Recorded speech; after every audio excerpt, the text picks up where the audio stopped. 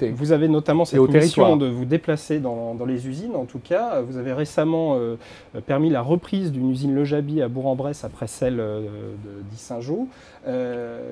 Alors Le Jaby, Mittal, Petroplus, franchement, est-ce que ces entreprises auraient été sauvées s'il n'y avait pas eu cette présidentielle?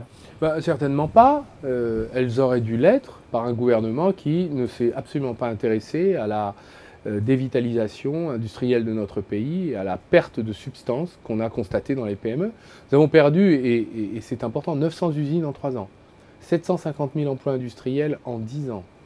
C'est une hémorragie, c'est une saignée. Sur tous les territoires, dans tous les secteurs, le jouet, la métallurgie, la plasturgie, la chaussure, nous avons des dégâts considérables. D'ailleurs, les statistiques le démontrent. Notre déficit extérieur de 70 milliards d'euros, ça veut dire qu'on importe plus qu'on exporte, ça veut dire qu'on ne fabrique plus qu'on consomme. Donc, il va bien falloir qu'à un moment, on réalise l'équilibre. Mais le PS lui-même, on ne le voyait pas tant que ça dans les usines avant la campagne. Monsieur, vous qui ne vous intéressez pas à ce que fait le Parti Socialiste d'intelligent, moi ça fait des années que j'y vais. D'ailleurs, tous les élus socialistes sur les territoires sont dans les usines qui ferment, mais nous n'avons jamais que trouvé porte close au gouvernement qui ne s'intéressait pas à ces questions, parce qu'il considère que le marché ne doit pas être contrarié. Et donc, en fait, le choix qui a été fait par M. Sarkozy et ses hommes pendant toutes ces années, c'est le choix d'un modèle libéral financier. La finance, on l'a autorisée à faire n'importe quoi avec nos entreprises. Et elle a pris le pouvoir dans les entreprises. Les fonds de pension, les fonds d'investissement, les fonds souverains, en tout genre, ont dépecé nos savoir-faire, nos brevets, nos laboratoires de recherche, et sont partis avec les recettes et la caisse. Voilà ce qui s'est passé. Et les salariés et les territoires n'ont eu que leurs yeux pour pleurer. Il n'y a jamais eu de mesure de protection de tout cela prise par le gouvernement. Pourquoi? Tous les autres pays qui ont résisté dans la crise, ont su allier leur intérêt national aux ambitions privées.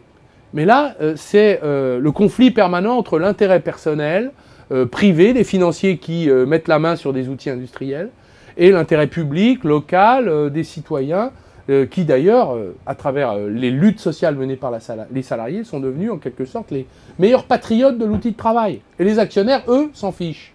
Ils prennent l'argent et s'en vont. Alors, question de Michel sur ces usines. Sauver les usines une à une, un peu à bout de bras, c'est bien, mais quelle est la solution de François Hollande pour développer les emplois en France? D'abord, là, nous faisons le pompier, parce qu'il y a le feu sur tout le territoire.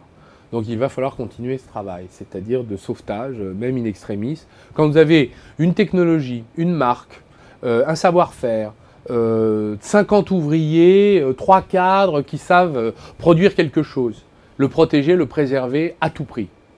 Pas à n'importe quel prix, mais dès lors que c'est rentable, déjà protéger l'outil industriel et empêcher la fermeture. Commençons déjà par garder ce qu'on a. Et puis ensuite, il va falloir investir. Nous avons fait, d'ailleurs, nous regardons ce que disent les économistes, quelle que soit leur sensibilité. Il va falloir qu'on investisse 30 milliards chaque année dans les nouvelles technologies, dans la transition énergétique, dans la société numérique, dans un grand nombre de nouvelles technologies qui vont changer nos modes de vie. C'est simple, soit l'Union européenne, et particulièrement la France, qui est un des principaux poumons économiques de l'Union, invente les produits de demain.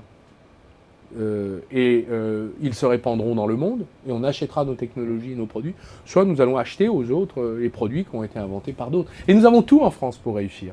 Nous avons les technologies, nous avons les scientifiques, nous avons des aptitudes considérables, nous avons une nation d'entrepreneurs. Il faut maintenant les aider et faire repousser les arbres après la tempête qui est passée sur la France, de ces entreprises qui, comme des arbres abattus, jonchent le sol.